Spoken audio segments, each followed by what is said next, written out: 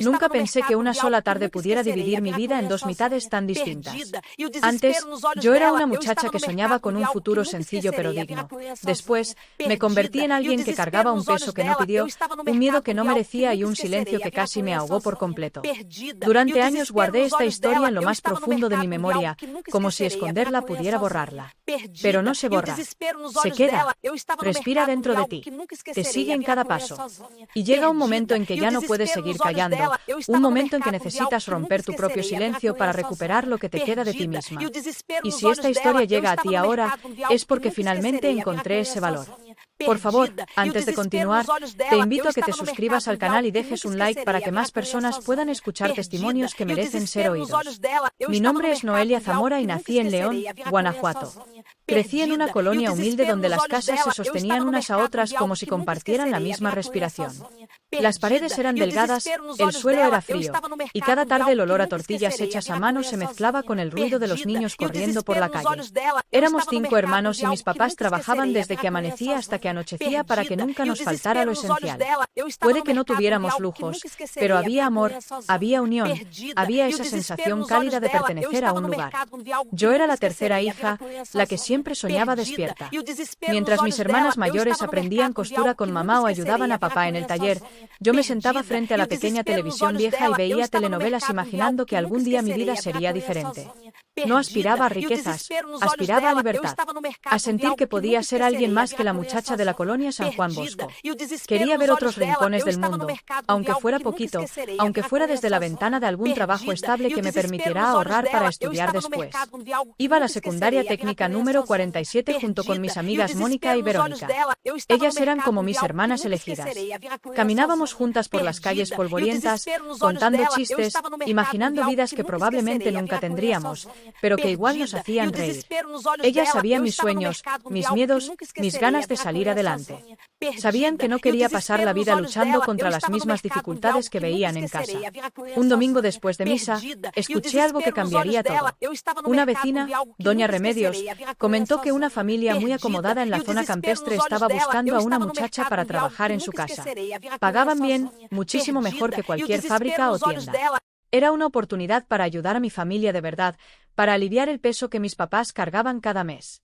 Cuando lo dijo, mi corazón dio un salto. Era una puerta pequeña, pero abierta. Esa noche mis papás me llamaron al patio trasero, donde mamá tenía sus macetas con plantas y hierbas que tanto cuidaba. Papá se veía serio, mamá inquieta. Me dijeron que aquella oportunidad podría ser buena para mí, pero que debía tener cuidado, que si algo me hacía sentir incómoda, debía regresar a casa sin pensarlo 2 veces. Yo asentí, convencida de que todo saldría bien. De que era mi momento de empezar a ayudar. Al día siguiente, doña Remedios me llevó a conocer la casa. El trayecto en camión desde nuestra colonia hasta Campestre fue como viajar a otro país. Las calles se volvían más limpias, los jardines más verdes. Las casas parecían sacadas de revistas. Y cuando llegamos al portón de la residencia, sentí que mi corazón se encogía. Era enorme, elegante, fría en cierta manera, pero impresionante. Nos recibió la señora de la casa, Gabriela, delgada, bien vestida, con una sonrisa educada. Me mostró la sala, la cocina, el jardín con una alberca limpia como cristal. Me habló de mis tareas, limpiar, cocinar, mantener la casa en orden. Había un cuarto en la parte trasera destinado para mí, con baño propio y todo. Para una muchacha que había crecido compartiendo cama con 2 hermanas, aquello se sentía casi como lujo. Y entonces apareció él, Ricardo, el esposo de Gabriela. Un hombre de mediana edad, alto, con porte de alguien acostumbrado a mandar. Sonrió demasiado, como si la sonrisa fuera más un hábito que un gesto sincero. Me miró de una forma que no supe describir en ese momento, pero que recordaría después con un nudo en la garganta. Aún así, acepté el trabajo. Necesitábamos el dinero. Mi mamá me preparó la ropa, arregló mis blusas viejas para que parecieran nuevas y me hizo mole para que no extrañara tanto la comida de casa. El día que me fui, mis hermanos menores me abrazaron como si me fuera por meses. Yo les prometí que regresaría los domingos. Los primeros días fueron tranquilos. Me levantaba temprano, preparaba el desayuno, limpiaba, cocinaba. Gabriela era estricta pero respetuosa. Ricardo, en cambio, siempre estaba ahí, apareciendo en momentos que no esperaba, haciendo comentarios que al inicio parecían halagos, pero que pronto empezaron a incomodarme. «¿Te ves linda hoy?», Tu cabello huele bien. Una muchacha como tú merece más que limpiar casas. Comentarios que parecían casuales, pero que llevaban un tono que me hacía tensar los hombros sin darme cuenta. Yo intentaba evitarlo. Me quedaba en la cocina, en los baños, en el cuarto de lavado. Pero la casa era grande, y él siempre encontraba forma de interceptar mi camino. A veces entraba en la cocina sin motivo, otras veces me pedía que subiera a su oficina para organizar papeles. Me hacía preguntas personales, si tenía novio, si salía mucho, si me sentía sola. Yo respondía lo mínimo. Una tarde, mientras limpiaba el pasillo del segundo piso, salió de su oficina y se puso justo detrás de mí. Era uno de esos momentos en que sientes que el aire cambia, que algo no está bien, que una sombra se desliza detrás de ti. Me preguntó por qué estaba tan tensa. Me dijo que debía relajarme, que en esa casa él era como una figura de confianza. Cuando intenté salir, se colocó en medio del pasillo. No hizo nada en ese momento, pero la forma en que se interpuso en mi camino me dejó helada. Ese fue el primer aviso de que algo estaba cambiando. Pasé esa noche sin dormir. Y por primera vez deseé regresar a mi casa, al ruido, a las risas de mis hermanos, a la pobreza conocida que al menos no daba miedo. Pero pensé en el salario, en cómo mis papás estaban comenzando a ponerse al corriente con las deudas. Pensé en lo orgulloso que estaba mi papá de mí. Pensé que quizás solo era mi imaginación. Pero no lo era. Las miradas se volvieron más largas. Los comentarios más íntimos. Las excusas para estar a solas conmigo más frecuentes. Había días en que podía sentir su presencia antes de verlo, como si el ambiente mismo me avisara. La tensión se convertía en un nudo que llevaba conmigo a cada rincón. Yo no sabía cómo hablar de eso. ¿Qué iba a decir? ¿Que el patrón me miraba raro? ¿Que me hacía preguntas que no me gustaban? ¿Que se acercaba demasiado? Nadie habría visto eso como una amenaza real. Incluso yo misma dudaba. Pero mi cuerpo sabía que algo estaba mal. Y una tarde, ese algo dejó de ser una sospecha para convertirse en miedo real. Esa tarde en que Gabriela salió a una junta y Ricardo decidió trabajar desde casa, entendí que la puerta había dejado de ser una salida para convertirse en una trampa. Algo en su mirada me lo dijo. Algo en el silencio de la casa. Algo en la forma en que caminaba detrás de mí, marcando mi paso sin necesidad de tocarme. Yo sabía. Sabía que algo estaba por ocurrir. Y no tenía a dónde correr. No tenía a quién llamar. No tenía voz. No sabía entonces que ese día sería el comienzo de la parte más oscura de mi vida. Antes de seguir contando lo que pasó después, te invito a suscribirte al canal, dejar un like y compartir este vídeo para que más personas puedan escuchar historias que merecen ser escuchadas. Aquel miércoles quedó grabado en mi memoria como una sombra que nunca termina de disiparse. El día había comenzado igual que los demás. Preparé el desayuno, limpié la mesa, lavé los platos, barrí el patio. Pero desde la mañana, Ricardo tenía una mirada distinta, una especie de calma tensa, como si estuviera esperando el momento exacto para hacer algo que ya había decidido. Yo lo sentía. El cuerpo siempre siente antes que la mente, aunque una trate de convencerse de que son solo nervios, solo imaginación. Y aún así, seguí trabajando como si nada. No porque no viera las señales, sino porque no sabía qué más podía hacer. Por favor, antes de continuar, suscríbete al canal y deja un like para que más personas puedan escuchar historias que necesitan ser contadas. A mediodía preparé la comida y la dejé lista para cuando Gabriela regresara. Ella salió temprano diciendo que tenía una junta importante y que estaría fuera casi todo el día. Eso me dejó completamente sola en la casa con Ricardo.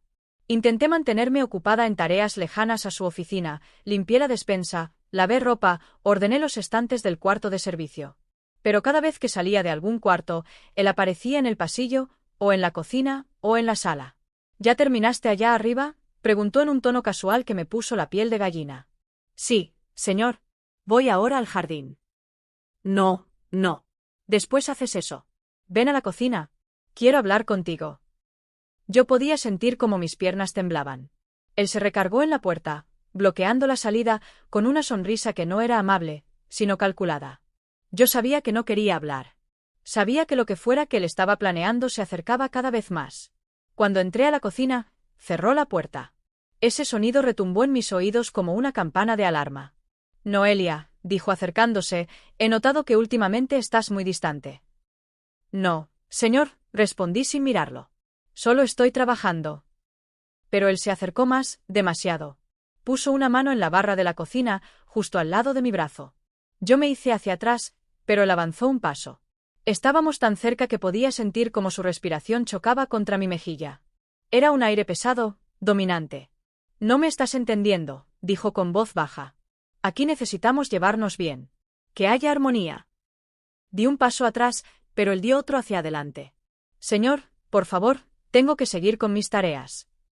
Tus tareas pueden esperar, respondió en un tono que me heló los huesos. Volvió a acercarse, esta vez poniendo su mano en mi cintura. Fue un toque firme, seguro, como si ya creyera tener derecho sobre mi cuerpo. Me aparté de inmediato, pero él volvió a tomarme, esta vez con más fuerza. Relájate, Noelia, murmuró. No quiero que esto sea difícil. Mi corazón comenzó a latir tan rápido que pensé que iba a desmayarme. Cada fibra de mi ser gritaba que corriera, pero mis pies estaban pegados al suelo. Sentí una ola de pánico recorrer mi cuerpo. Por favor, señor, déjeme trabajar, repetí con voz temblorosa. Ricardo apretó más su mano en mi cintura. Su mirada era fría, calculadora. Como si hubiera esperado ese momento desde que llegué a la casa. Ya trabajaste mucho hoy. Ahora quiero que me acompañes arriba.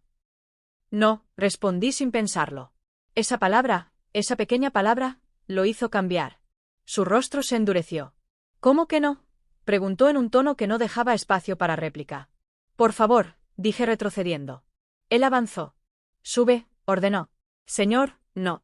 Lo siguiente ocurrió tan rápido que apenas pude reaccionar. Me tomó del brazo con fuerza, tan fuerte que sentí el dolor subir por todo el brazo. Intenté zafarme, pero él me arrastró hacia la puerta de la cocina, abriéndola de golpe. Me seguía jalando como si yo no fuera más que un objeto. Me temblaban las piernas, quería resistirme pero él era demasiado fuerte, demasiado decidido. Me impulsó hacia las escaleras y comenzó a subir empujándome desde atrás. «Cállate», murmuró cuando yo intenté decir algo. Era como si ya no me viera como persona, sino como algo que podía usar. Yo traté de detenerme en el escalón, de agarrarme del pasamanos, pero él me soltó por un segundo solo para volver a tomarme con más fuerza. Mi cuerpo estaba temblando, mi mente estaba confundida, aterrada, paralizada. Nunca había sentido tanto miedo. Cuando llegamos al segundo piso, intenté correr al baño, pero él me atrapó de nuevo. Mi cuerpo chocó contra la pared. Sentí un nudo en la garganta, una impotencia que me hacía difícil incluso respirar. Noelia, dijo con voz dura, no hagas esto más difícil. Yo sabía exactamente lo que significaba esa frase. En ese instante, algo dentro de mí se rompió. Una parte de mí quiso gritar. Otra parte quiso llorar. Pero ninguna parte podía moverse. Era como si todo mi cuerpo hubiera quedado atrapado dentro de una niebla espesa. Me llevó hacia la habitación principal. La puerta estaba entreabierta. Yo sabía que si cruzaba ese umbral, nada sería igual jamás. Intenté detenerme, poner resistencia, pero su fuerza era abrumadora. Entramos en la habitación y cerró la puerta. Ya no había nadie. Ya no había ruido. Ya no había salida. Y yo sentí como el mundo entero se cerraba encima de mí. Lo que ocurrió en esa habitación, no lo voy a describir. No porque no lo recuerde, sino porque no quiero repetir aquello que mi mente tardó años en poder enfrentar sin desmoronarse. Solo diré que hubo miedo, hubo dolor, hubo silencio, hubo súplicas que nunca fueron escuchadas. Y hubo un momento en el que supe que algo dentro de mí se había quebrado para siempre. Cuando todo terminó, él se levantó como si nada.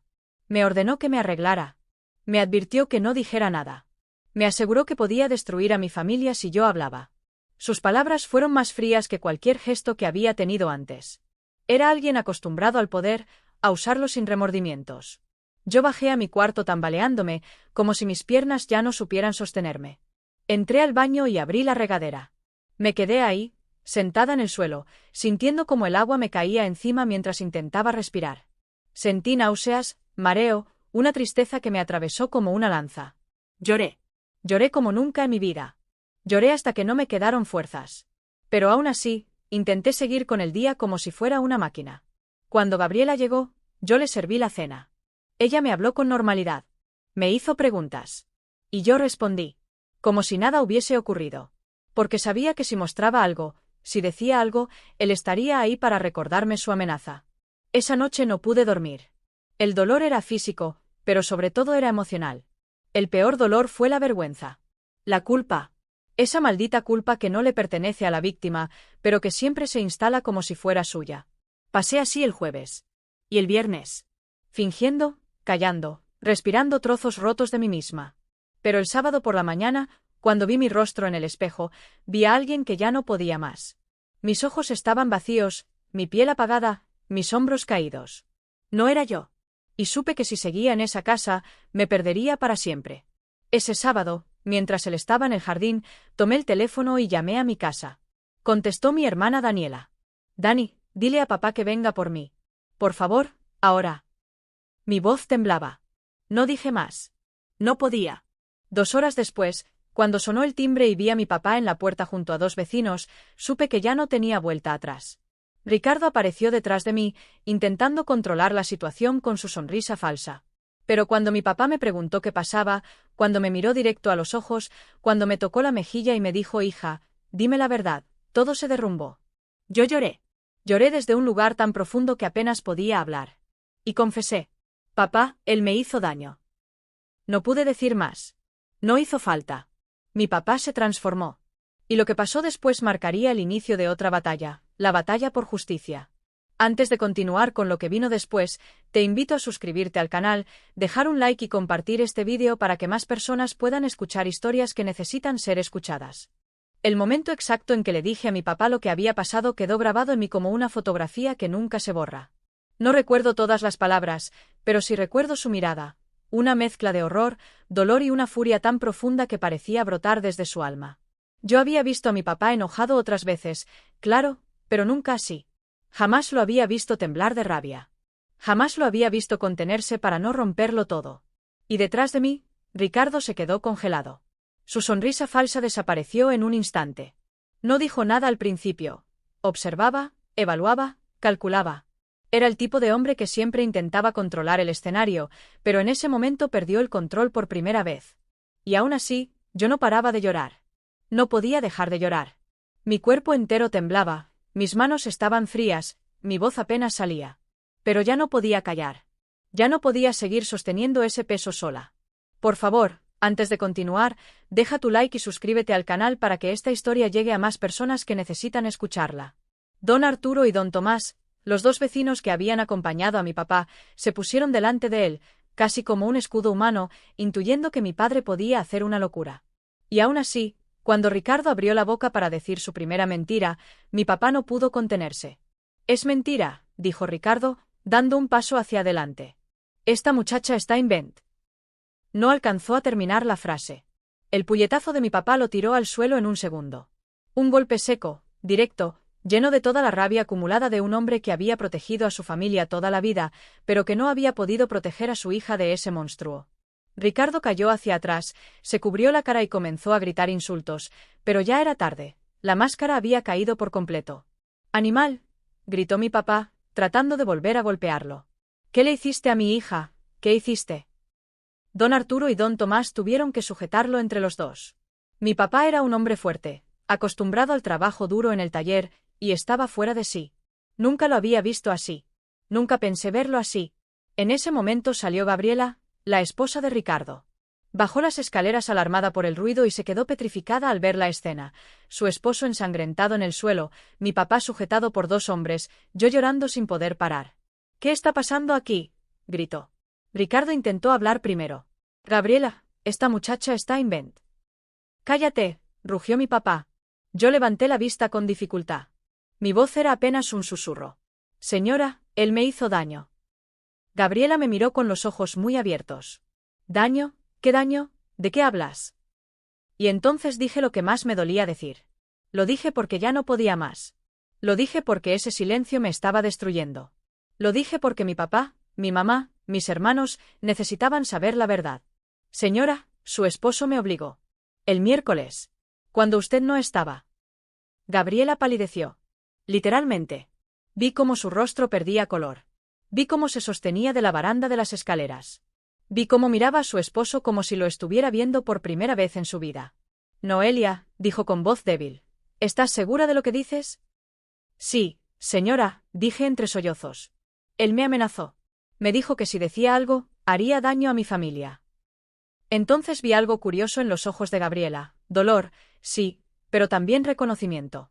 Como si, en el fondo, una parte de ella ya supiera de lo que él era capaz. Como si esa no fuera la primera vez que una situación así ocurría. «Ricardo», dijo ella, temblando. «Dime la verdad». «Es mentira», repitió él, intentando recomponerse. «Es mentira. Esta muchacha quiere dinero. Quiere aprovecharse. ¿Quiere? Yo no lo dejé terminar. No quiero su dinero, dije. Solo quiero irme. Solo quiero que pague por lo que hizo. La mirada de Gabriela cambió. De incredulidad pasó a convertirse en un abismo de desilusión, de shock, de algo que probablemente llevaba años acumulándose dentro de ella. Ricardo, ¿qué hiciste? Él guardó silencio. Un silencio culpable. Un silencio que era más confesión que cualquier palabra. Mi papá respiraba agitadamente. Don Arturo lo seguía sujetando por el hombro.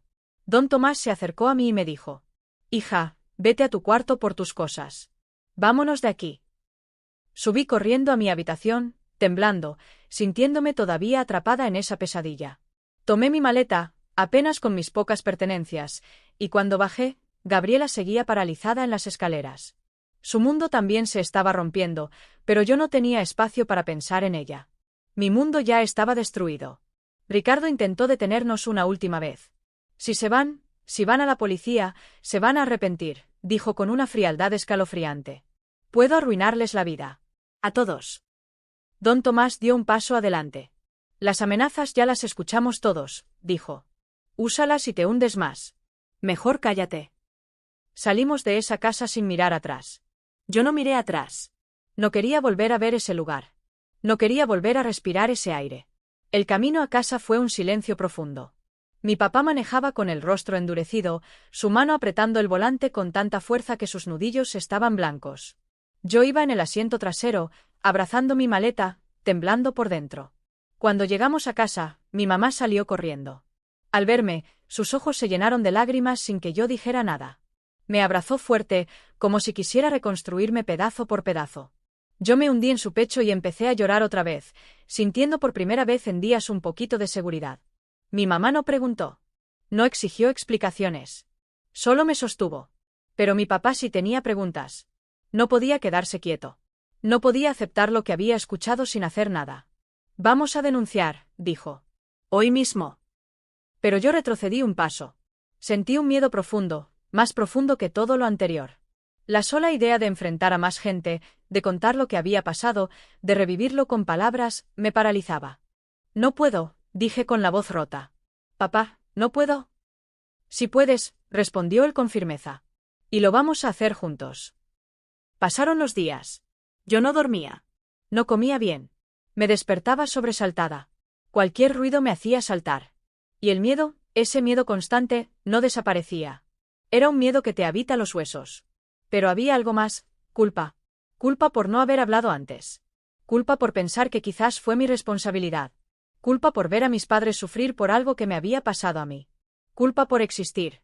No merecía esa culpa, pero la sentía igual.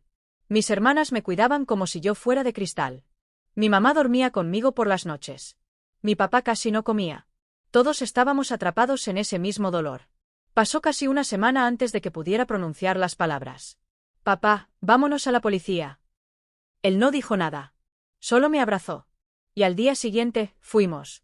Lo que siguió fue un proceso cruel, lento, agotador. Tuvimos que hablar con oficiales, médicos, trabajadores sociales. Tuve que repetir la historia más veces de las que puedo contar. Tuve que enfrentar miradas que dudaban de mí. Preguntas dolorosas. Comentarios insinuados. Y lo peor, revivirlo todo. Pero tuve apoyo. El de mi papá, mi mamá, mis hermanos, mis vecinos, incluso algunas mujeres de la colonia que, cuando supieron lo que había pasado, no dudaron en abrazarme, en decirme que estaban conmigo, en dejar claro que yo no tenía nada de qué avergonzarme. Y luego, una sorpresa que nadie esperaba. Gabriela, la esposa de Ricardo, fue llamada a declarar. Muchos pensaban que defendería a su esposo, que mentiría por él, que me atacaría. Pero no lo hizo. Entró a la sala de audiencia con la mirada apagada. Y cuando le preguntaron si había notado comportamientos inadecuados de su esposo con empleadas anteriores, ella cerró los ojos, respiró hondo y dijo: sí. Un silencio pesado llenó la sala. No fue la primera vez, continuó. Pero yo decidí no ver. Decidí callar. Su testimonio hizo que el caso cambiara completamente. Ya no era solo mi palabra contra la de él. Era la verdad saliendo a la luz después de años de oscuridad. Y así comenzó la verdadera lucha, la búsqueda de justicia. Antes de que continúe con el juicio, las consecuencias y todo lo que vino después, te invito a que dejes tu like y te suscribas al canal. Historias como esta pueden ayudar a muchas personas que viven en silencio. El proceso legal no comenzó con un estruendo, comenzó con un murmullo. Con puertas que se cerraban, carpetas que se abrían, funcionarios que tomaban notas, médicos que hacían preguntas que lastimaban, aunque fueran necesarias. Yo tenía apenas 17 años y parecía que el mundo entero quería que justificara mi propio dolor, como si hubiera algo que explicar, como si una muchacha como yo necesitara inventar una tragedia así para tener atención. Pero aún así, me senté en cada silla, respondí cada pregunta, firmé cada documento. No porque me sintiera fuerte, sino porque alguien tenía que hacerlo por esa Noelia rota que todavía lloraba todas las noches.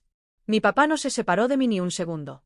Y cada vez que yo temblaba, él respiraba profundo y decía: «Vamos paso por paso, hija. Por favor, antes de continuar, deja tu like y suscríbete al canal. Esto ayuda a que más personas puedan escuchar historias que pueden cambiar vidas». Lo primero fue el examen médico. No voy a entrar en detalles, porque la simple memoria me oprime el pecho, pero recuerdo la frialdad del consultorio, el olor del alcohol, el silencio extraño de los pasillos. Recuerdo las manos de mi mamá en mis hombros, temblando más que las mías. Recuerdo a la doctora que me atendió, seria, pero con ojos que parecían decir «te creo». Y aunque no dijo esas palabras, ese «te creo» silencioso se convirtió en un pequeño ancla para no perderme. Luego vinieron las declaraciones. Tenía que contar la historia una y otra vez, ante personas que yo no conocía. Algunos me miraban con compasión, otros con distancia profesional, y otros, con duda. Y esa duda me hería más que cualquier pregunta. Porque cuando alguien te mira como si exageraras, como si tu palabra valiera menos por ser pobre, por ser joven, por ser mujer, es como si volvieras a vivir todo de nuevo. Pero cada vez que me quebraba, mi papá apretaba mis manos. Y cada vez que me faltaba el aire, mi mamá se ponía detrás de mí como si quisiera sostenerme la espalda con el corazón. Mientras todo eso pasaba, en la ciudad empezaban a circular rumores. En lugares como León, los chismes vuelan más rápido que la justicia. Algunos decían que yo quería dinero, otros que buscaba venganza. Incluso hubo quienes insinuaron que yo había provocado a Ricardo. Palabras crueles, susurradas por bocas que jamás me habían visto, pero que creían saber la verdad mejor que yo misma. Hubo un día en que me derrumbé por completo. Estábamos en casa y escuché a unas vecinas hablar afuera. Quién sabe, a veces las muchachas son coquetas. Además, él es un hombre respetado. ¿Tú crees que haría algo así? Ya ves cómo son esas historias. Sentí un nudo tan grande en el pecho que me faltó el aire. Me encerré en el baño, lloré en silencio para que mis hermanos no me escucharan. Quería desaparecer. Quería que todo terminara. Pero cuando salí, mi mamá estaba ahí, esperándome con los ojos rojos también. Me abrazó sin decir nada. Su silencio lo dijo todo. Ella sabía lo que era cargar culpas que no te pertenecen. Ella también había sido mujer toda su vida en un país que busca razones para no creer a las mujeres. El juicio tardó meses en empezar. Durante ese tiempo, Ricardo hizo todo lo que estaba a su alcance para desmentirme. Contrató abogados caros. Movió influencias. Hizo declaraciones públicas diciendo que yo era una mentirosa, una manipuladora. Y la parte más perversa, intentó victimizarse. Hubo periódicos locales que insinuaron que yo quería arruinar a un empresario ejemplar. Era una pesadilla que parecía no tener fin. El día de la primera audiencia, recuerdo que mis manos sudaban tanto que no podía sostener bien los papeles. Sentía que todo el mundo me miraba. Sentía los ojos de los abogados de Ricardo, fríos como cuchillos. Sentía la respiración temblorosa de mi papá. Sentía el temblor en mi propio cuerpo. Cuando entró Ricardo, impecablemente vestido, caminando con soberbia, algo en mí quiso retroceder, esconderse, gritar. Él se sentó como un hombre seguro de su victoria, como si el mundo entero le perteneciera. Cuando nuestras miradas se cruzaron por un segundo, pude ver algo, no arrepentimiento, no vergüenza, sino molestia. Molestia porque me había atrevido a hablar. Molestia porque había roto su control. Fue en esa audiencia donde se presentó por primera vez el testimonio de Gabriela. Ella entró con un porte distinto, más frágil, más herido. Se sentó frente al juez, respiró hondo, y cuando le preguntaron si había notado comportamientos inapropiados de su esposo antes, ella cerró los ojos como si le doliera incluso recordar. Sí, dijo finalmente. Sí, señor juez. La sala quedó en silencio absoluto. Mi esposo tuvo comportamientos indebidos con empleadas anteriores. Yo decidí no verlo. Pensé que eran exageraciones, malentendidos. Elegí callar. Sus palabras cayeron como un martillazo en la sala. Y por primera vez, vi a Ricardo perder el color. Intentó interrumpirla, pero el juez lo calló. Gabriela siguió hablando. Habló de actitudes que había ignorado, comentarios que había dejado pasar, rumores que prefirió callar para no romper la familia. Y por primera vez, entendí que el silencio no solo puede destruir a la víctima, sino también a quienes se quedan al lado del abusador creyendo que callar es más sencillo que enfrentar la verdad. Cuando Gabriela terminó, nadie sabía qué decir. Sus palabras cambiaron completamente la dirección del caso. Ya no era mi palabra contra la de él. Ya no podían pintarme como una mentirosa. Ya no podían ocultar la sombra que él había arrastrado por años. Pero incluso con eso, el proceso no fue fácil. Hubo audiencias donde sus abogados intentaron desgarrar mi credibilidad.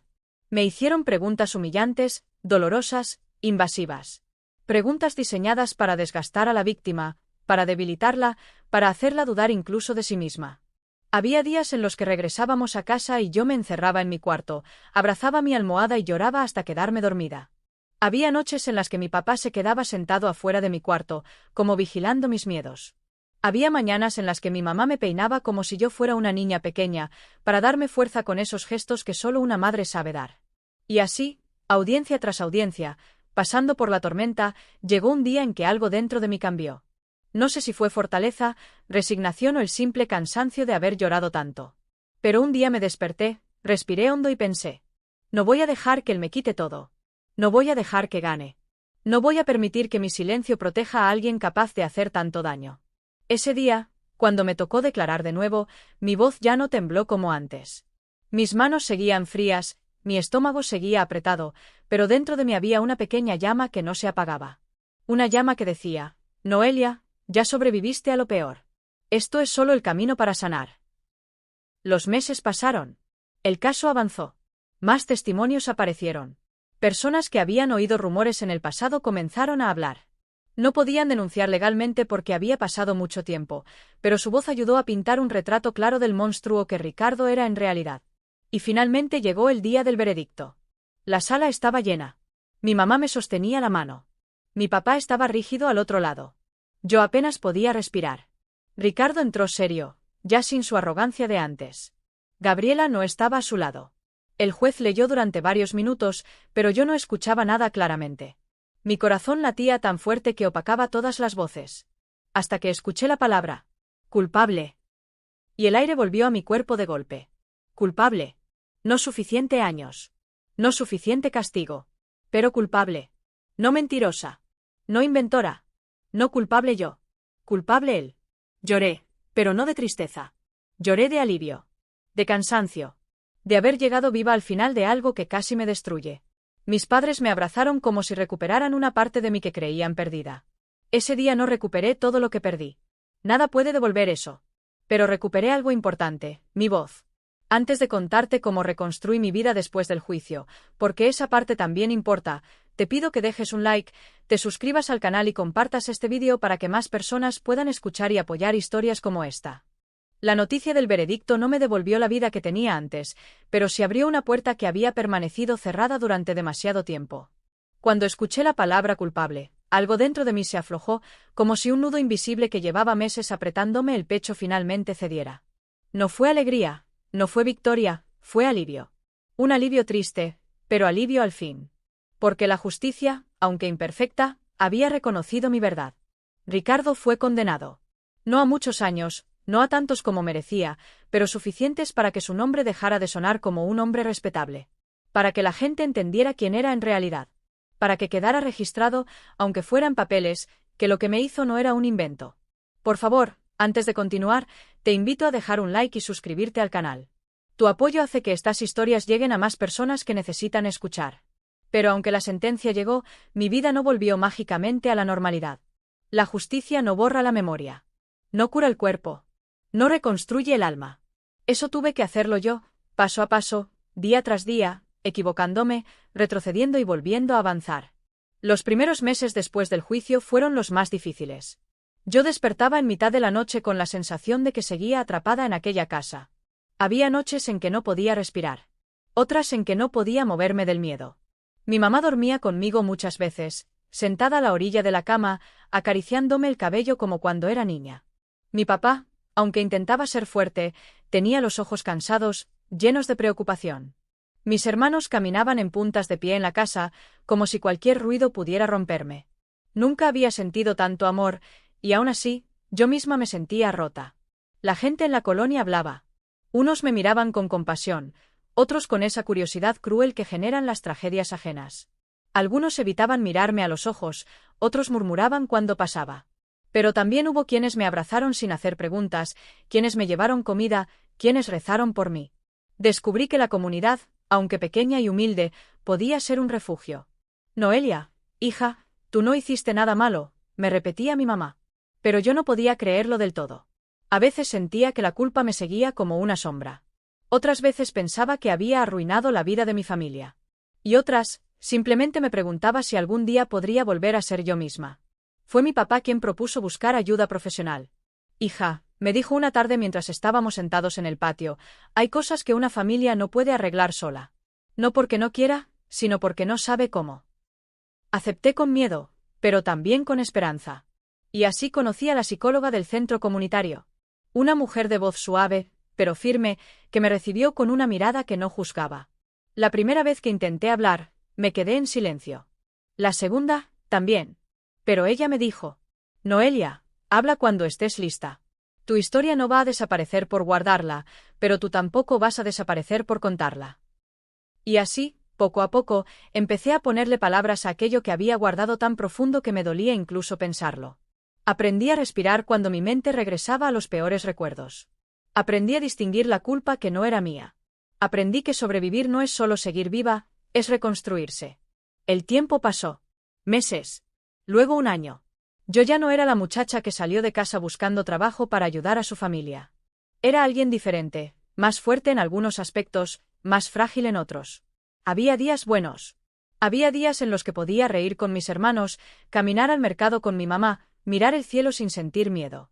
Y también había días malos. Días en que todo parecía oscuro otra vez. Pero estaba avanzando. Cuando finalmente me sentí lista para trabajar, lo hice en una pequeña tienda de ropa en el centro. Estar rodeada de gente, con puertas abiertas y ventanas grandes, me ayudaba a sentirme más segura. La dueña de la tienda, una mujer mayor llamada Susana, fue paciente conmigo. No me preguntó nada al principio. Solo me enseñó cómo doblar la ropa, cómo atender a los clientes, cómo usar la caja registradora.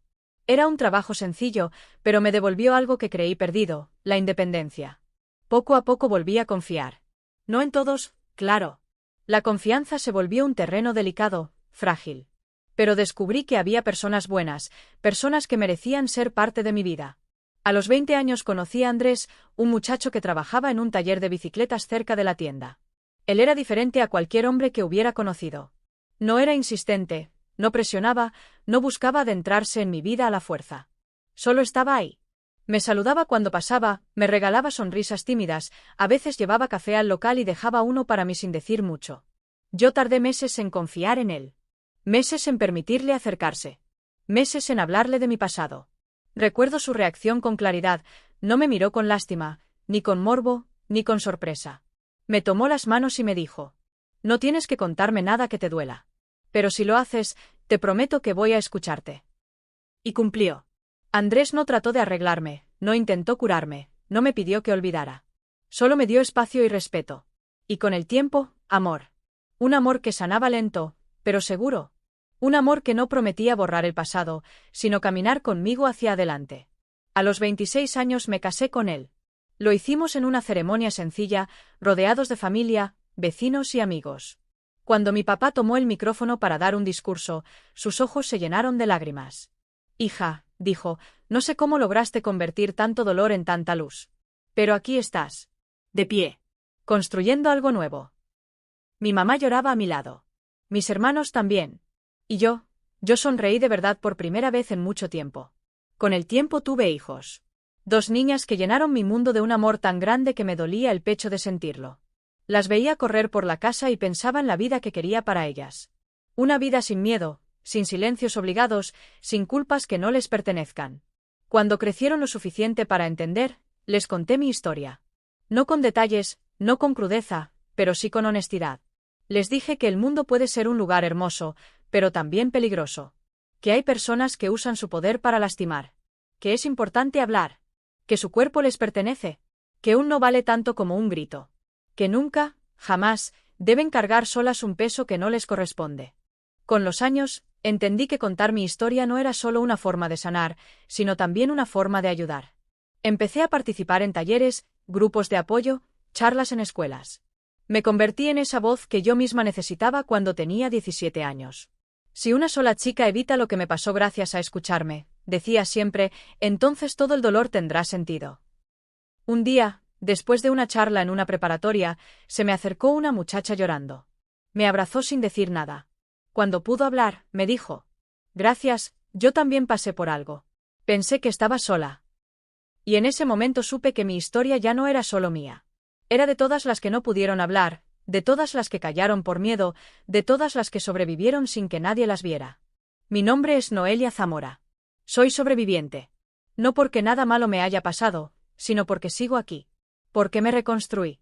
Porque no dejé que mi silencio protegiera a quien me destruyó. Porque decidí vivir.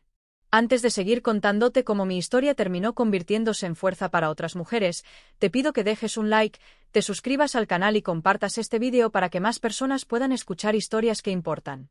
Con el paso del tiempo, mi historia dejó de ser un secreto doloroso guardado en el fondo de mi memoria y se convirtió en un testimonio que llevaba conmigo a donde fuera. No porque disfrutara contarlo, jamás sería así, sino porque entendí algo que cambió por completo la forma en que veía mi vida. Lo que me ocurrió no era solamente mío. Era parte de una realidad más grande, una que miles de mujeres vivían en silencio. Y si mi voz podía romper aunque fuera una sola cadena de ese silencio, entonces valía la pena hablar. No ocurrió de un día para otro, fue un proceso lento, lleno de dudas y retrocesos. Había noches en las que me preguntaba si realmente tenía sentido remover heridas tan profundas. Había días en que el simple recuerdo podía hacerme llorar. Sin embargo, también había momentos de luz, momentos en que una sola palabra de alguien me hacía entender que sí, que estaba haciendo lo correcto. Por favor, antes de continuar, te invito a dejar un like y suscribirte al canal para que más personas puedan escuchar historias que nacen del corazón. Todo empezó cuando la psicóloga del centro comunitario me invitó a asistir a un grupo de apoyo para sobrevivientes. La primera vez que fui, me senté en la esquina del cuarto sin hablar, escuchando historias que me erizaban la piel. Era duro, profundamente duro, pero también reconfortante. Cada mujer que hablaba era un espejo distinto, algunas mayores que yo, otras más jóvenes, algunas con hijos, otras totalmente solas. Diferentes vidas, pero una misma herida. Ese grupo se convirtió en mi refugio durante meses. No era un espacio triste, como muchos creen. Era un espacio lleno de fuerza. Ver a mujeres reconstruyéndose día tras día me enseñó que el dolor no nos define, que sobrevivir tampoco es solo resistir, es transformar. Fue en ese grupo donde por primera vez alguien me preguntó si estaría dispuesta a compartir mi historia en una conferencia para jóvenes. Yo dudé.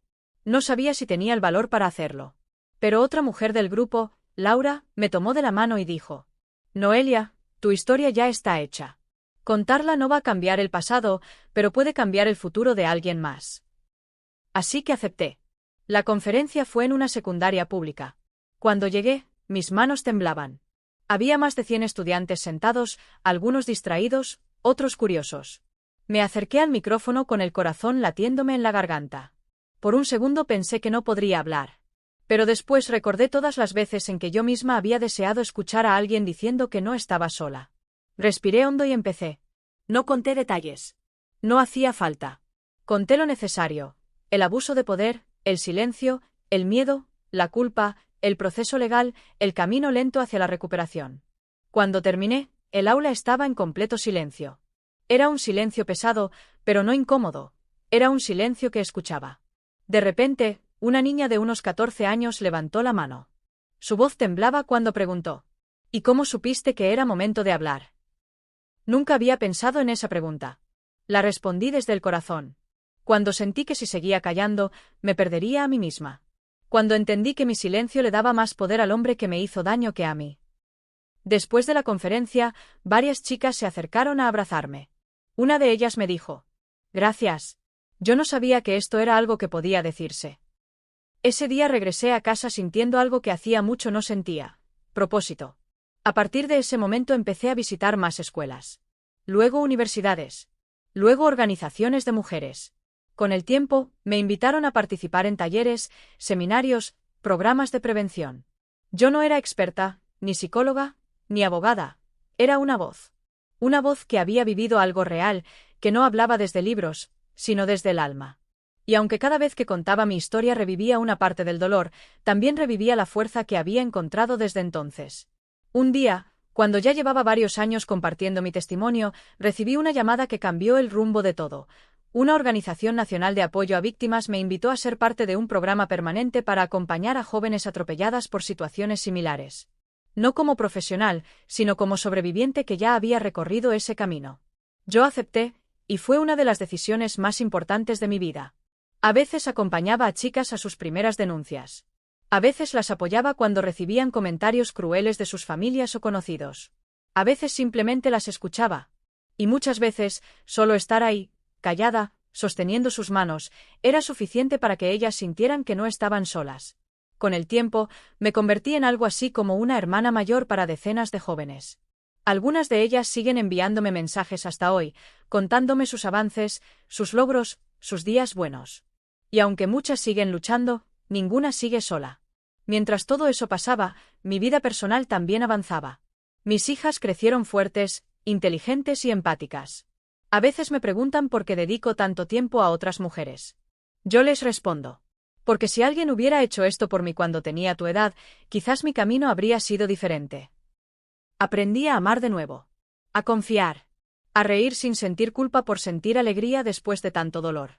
Andrés siguió a mi lado con una paciencia infinita, respetando mis tiempos, mis silencios, mis cicatrices. Nunca me presionó para olvidar, nunca me dijo ya supéralo.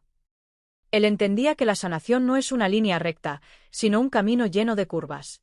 Un día, cuando mis hijas ya tenían edad suficiente para comprender el mundo con más claridad, me preguntaron: «Mamá, ¿alguna vez tuviste miedo de no poder ser feliz?». Les respondí con absoluta honestidad: «Sí, mucho. Pero aprendí que la felicidad no es algo que llega, es algo que se construye, incluso desde las ruinas». Y así, poco a poco, construí. Reconstruí mi confianza. Reconstruí mi relación con mi cuerpo. Reconstruí mi capacidad para dormir sin miedo.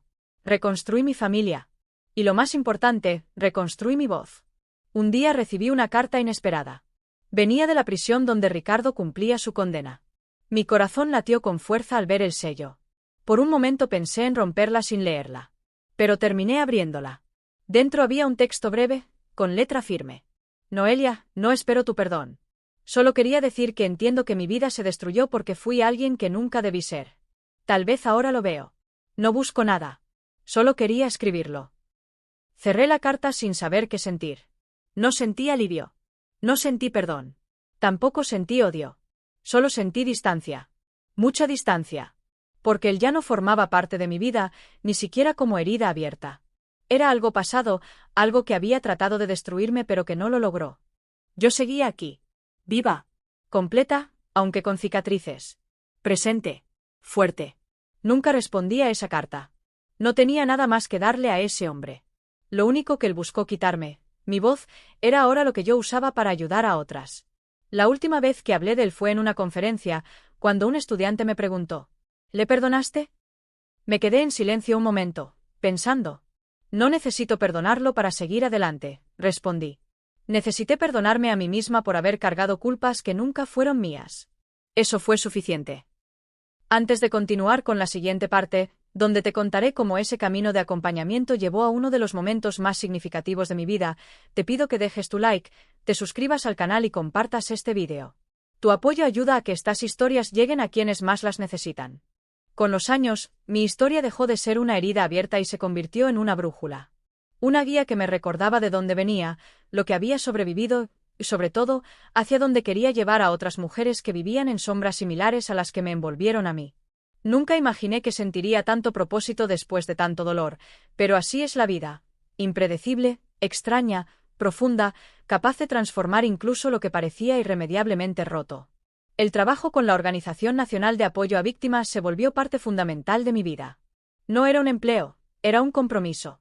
Un compromiso con cada joven que llegaba temblando a una entrevista, con cada madre que llevaba a su hija sin saber cómo consolarla, con cada mujer que se sentía culpable por haber sobrevivido. Yo sabía exactamente cómo se siente ese peso invisible que una carga sobre los hombros. Por favor, antes de continuar, deja tu like y suscríbete al canal para que esta historia llegue a más personas que la necesitan.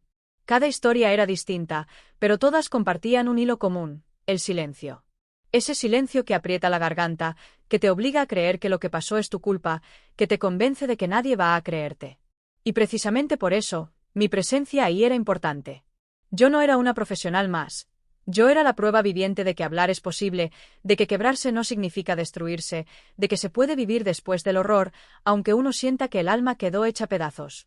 Durante un tiempo acompañé a muchas adolescentes en sus procesos de denuncia. Algunas llegaban acompañadas de sus familias, otras totalmente solas. A veces me tocaba estar en una sala de espera sosteniendo la mano de una chica que no paraba de llorar. Otras veces me tocaba llamar a casas donde las madres no creían a sus hijas y convencerlas de que escucharan. A veces, tristemente, fallaba. Algunas chicas regresaban al silencio, presionadas por el miedo, por la familia, por la vergüenza. Pero otras seguían adelante. Y cada una de esas victorias era como un rayo de luz que iluminaba mi propio camino. Un día llegó a la oficina una joven llamada Mariana. Tenía 16 años. Sus manos estaban frías cuando las tomó entre las mías. No levantaba la mirada, como si el suelo fuera lo único seguro que conocía. Cuando al fin pudo hablar, me dijo: «Yo escuché tu historia en una conferencia. Y pensé, si ella pudo hablar, tal vez yo también». Esa frase me atravesó. Sentí un nudo en la garganta, pero también un orgullo inmenso y silencioso. Porque ahí estaba el sentido de todo. Ver que mi dolor, ese que tanto me costó nombrar, podía transformarse en una llave para alguien más. Mariana tenía miedo. Mucho miedo. No confiaba en nadie. El abuso que había sufrido provenía de alguien de su propia familia, alguien cuya presencia llenaba la casa como una sombra constante. La denuncia sería difícil. Tensas. Largas. Y ella lo sabía. Yo también lo sabía. La acompañé en todo el proceso. Cuando lloraba, yo estaba ahí. Cuando dudaba, yo estaba ahí. Cuando quería rendirse, yo estaba ahí.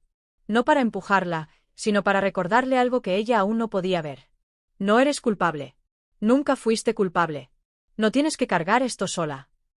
Un día, después de una de sus sesiones más dolorosas, Mariana me abrazó con fuerza.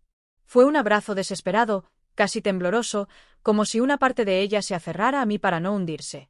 En ese instante, entendí algo que nunca había comprendido del todo: acompañar a otra sobreviviente también sanaba partes de mí que yo creía enterradas para siempre. Pero también había momentos que desgarraban. Un día recibí la llamada de una chica que había acompañado meses atrás. Su caso había sido cerrado por falta de pruebas. Recuerdo su voz rota, su frustración, su desesperación. Me dijo entre sollozos: «¿Entonces de qué sirvió hablar?». Esa noche me encerré en el cuarto, lloré más de lo que había llorado en años, no por mí, sino por ella. Por lo injusto.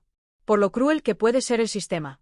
Por lo difícil que es enfrentar un proceso legal cuando tu palabra no pesa lo mismo que la de un hombre con recursos.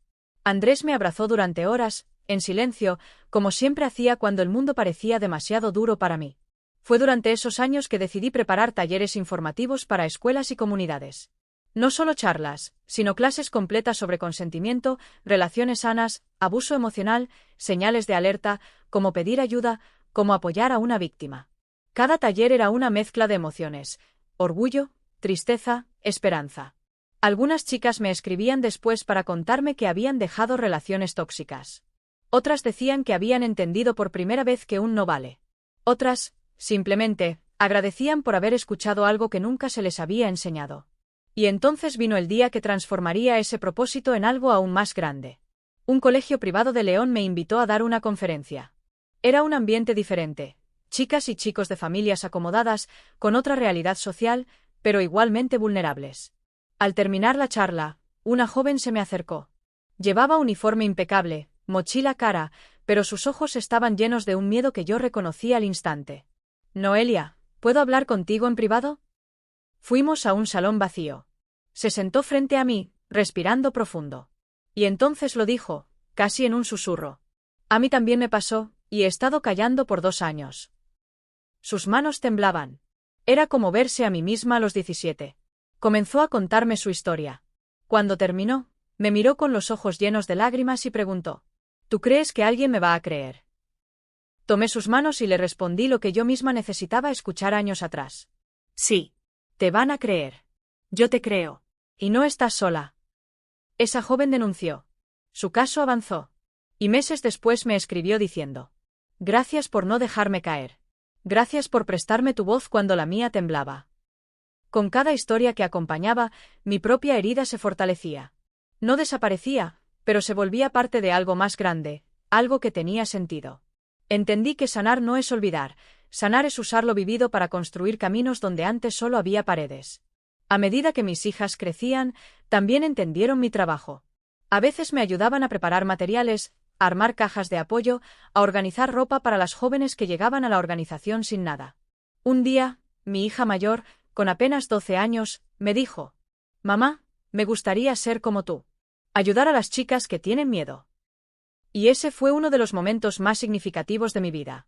Saber que mis hijas no heredaron mi dolor, sino mi fuerza. Un día, después de una conferencia particularmente intensa, mientras guardaba mis cosas, una mujer mayor, de unos 60 años, se acercó a mí. Tenía lágrimas en los ojos. Me tomó del brazo y susurró: yo callé durante 40 años. Gracias por decir todo lo que yo nunca pude decir. Ese día volví a casa con el corazón heavy, pero lleno de propósito. Andrés me preparó té, mis hijas me abrazaron, y yo pensé: todo esto, cada palabra, cada paso, valió la pena. Porque no solo estaba contando mi historia, estaba ayudando a otras a comenzar la suya. Y sin saberlo aún, el momento más importante de este camino, aquel que me demostraría que la voz de una sola mujer puede cambiar decenas de vidas, estaba por llegar. Antes de continuar con la siguiente parte, te pido que dejes tu like, te suscribas al canal y compartas este vídeo para que más personas puedan escuchar historias que pueden salvar vidas. Nunca imaginé que el capítulo final de esta historia no sería de dolor, ni de justicia legal, ni de memoria, sino de transformación. De esas transformaciones silenciosas que ocurren sin que una se dé cuenta, hasta que un día despierta y entiende que ya no es la misma muchacha de antes, que ya no tiembla ante su propio pasado, que ya no se rompe cuando lo recuerda, sino que se sostiene, se afirma y se reconoce como una mujer completa, sobreviviente y dueña de su propia voz. Unos años después de haber comenzado a dar charlas, recibí una invitación inesperada para participar como ponente principal en un encuentro nacional sobre prevención de violencia sexual y apoyo a víctimas. Nunca había estado en un evento tan grande. Ahí habría psicólogos, abogados, médicos, trabajadores sociales, activistas, sobrevivientes, y yo. Una mujer común, de una colonia humilde de León, que solo tenía una historia que contar y la voluntad de que nadie más viviera lo que yo viví. Antes de continuar, te invito a dejar un like y suscribirte al canal para que esta historia siga ayudando a quienes más lo necesitan. El salón donde se realizaría el encuentro era enorme. Había cientos de sillas acomodadas frente a un escenario con luces y pantallas. Cuando llegué, todavía era temprano, pero ya había varias mujeres conversando en grupos pequeños, compartiendo experiencias, mostrándose apoyo mutuo. El ambiente estaba cargado de una mezcla de fuerza y vulnerabilidad, como si todas hubiéramos llegado desde distintos caminos, pero con una misma herida y una misma esperanza. Me asignaron un lugar en la primera fila. Mientras esperaba mi turno, me puse a observar a las asistentes. Había mujeres jóvenes, adultas, mayores. Algunas vestían ropa profesional, otras, ropa sencilla. Algunas hablaban con seguridad, otras guardaban silencio. Pero todas estaban ahí por la misma razón, porque la verdad ya no se podía seguir escondiendo bajo la alfombra. Porque ya era hora de hablar. Cuando dijeron mi nombre, sentí un nudo en la garganta. Caminé hacia el escenario y me temblaron las piernas, no de miedo, sino de responsabilidad. Porque entendí que mi historia ya no era solo mía. Era un puente. Una mano extendida. Un faro. Tomé el micrófono, respiré hondo y empecé a hablar. No conté detalles dolorosos. No hacía falta. Conté quién había sido, quién era ahora y quién había decidido ser.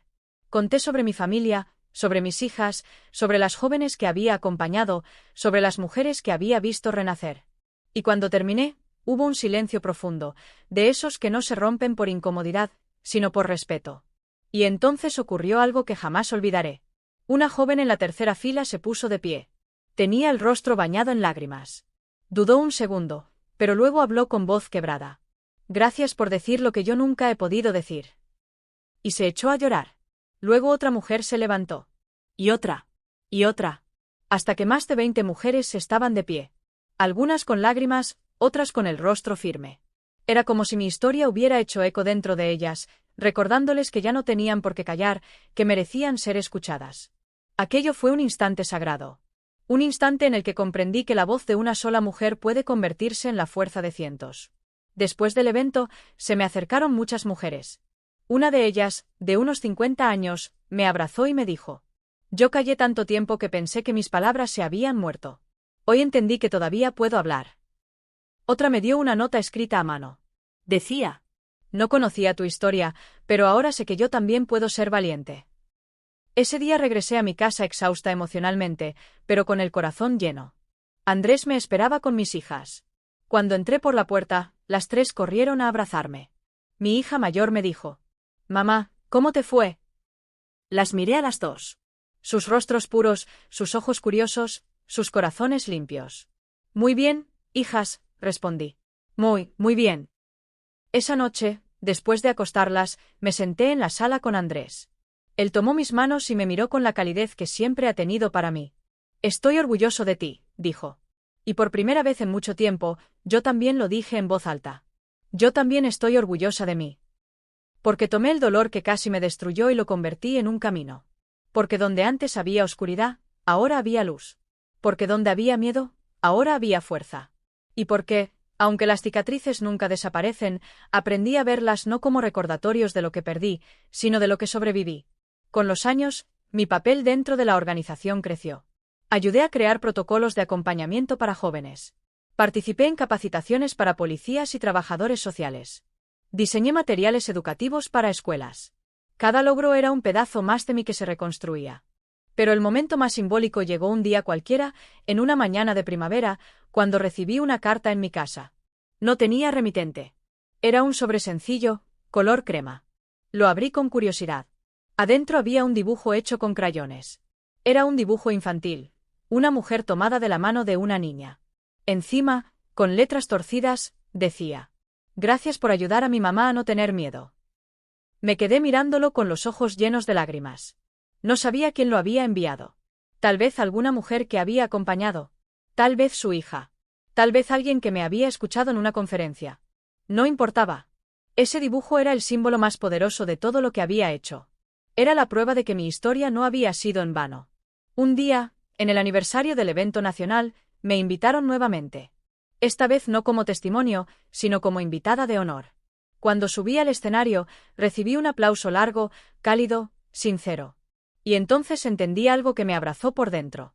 Yo ya no era solo una sobreviviente. Era una mujer completa. Una mujer que había sanado. Una mujer que había transformado el dolor en un camino para otras. Y ese camino seguía creciendo. Ese día, una joven del público levantó la mano y me preguntó: Noelia, ¿por qué sigues contando tu historia? ¿No te cansas? La miré con ternura. Pensé en todas las mujeres que me habían dicho yo también, en mis hijas, en Mariana, en la mujer de 50 años, en las niñas que necesitaban saber que su voz importa.